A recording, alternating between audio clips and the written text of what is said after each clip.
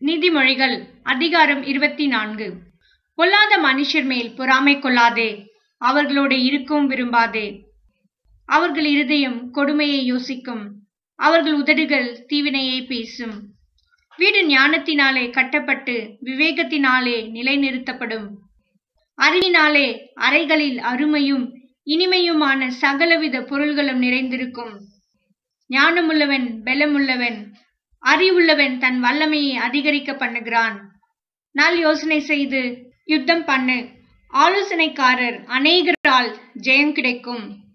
மூடனுக்கு ஞானம் எட்டாத உயரமாயிருக்கும், அவன் நியாயஸ்தலத்தில் தன் வாயை திறவான். தீவினை செய்ய உபாயம் செய்கிறவன் துஷ்டன் எனப்படுவான். தீய நோக்கம் பாவமாம், பரியாசக்காரன் மனுஷருக்கு அருவருப்பானவன். ஆபத்து காலத்தில் நீ சோர்ந்து போவாயானால் உன் பெலன் குறுகினது. மரணத்துக்கு ஒப்புவிக்கப்பட்டவர்களையும் கொலையுண்ண போகிறவர்களையும் விடுவிக்க கூடுமானால் விடுவி. அதை அறியோம் என்பாயாகில் இருதயங்களை சோதிக்கிறவர் அறியாரோ? உன் ஆத்துமாவை காக்கிறவர் கவனியாரோ?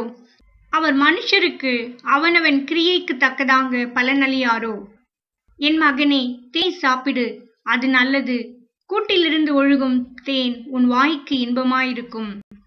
அப்படியே ஞானத்தை அறிந்து கொள்வது உன் ஆத்துமாவுக்கு இன்பமாயிருக்கும். அதை பெற்றுக்கொண்டால் அது முடிவில் உதவும்.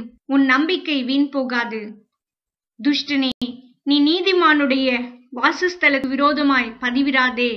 அவன் தங்கும் இடத்தை பாழாக்கி போடாதே.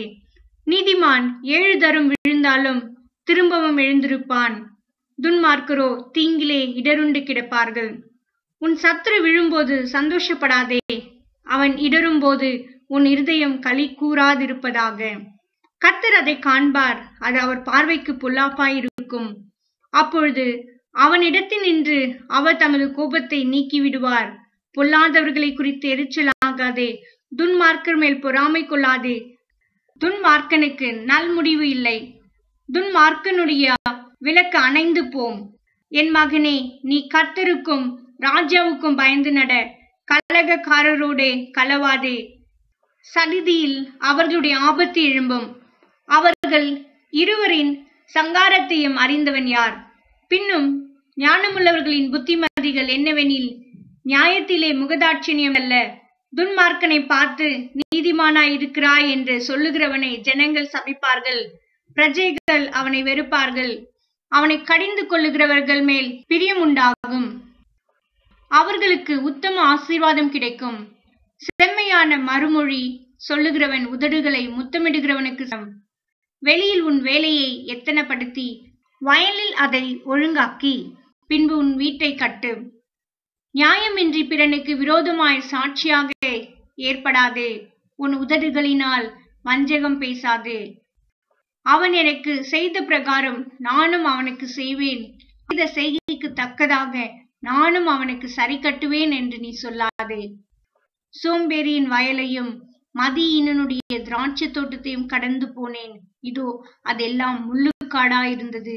நிலத்தின் முகத்தை கான்சொறி மூடினது, அதன் கற்சுவர் இடிந்து கிடந்தது. அதை கண்டு சிந்தனை பண்ணினேன், அதை நோக்கி புத்தி அடைந்தேன். இன்னும் கொஞ்சம் உறங்கட்டும், இன்னும் கொஞ்சம் கை முடக்கி கொண்டு நித்திரை செய்யட்டும் என்பாயோ? உன் தரித்திரம் வழிபோக்கனைப் போலும் உன் வறுமை ஆயுதம் அணிந்தவனைப் போலும் வரும்.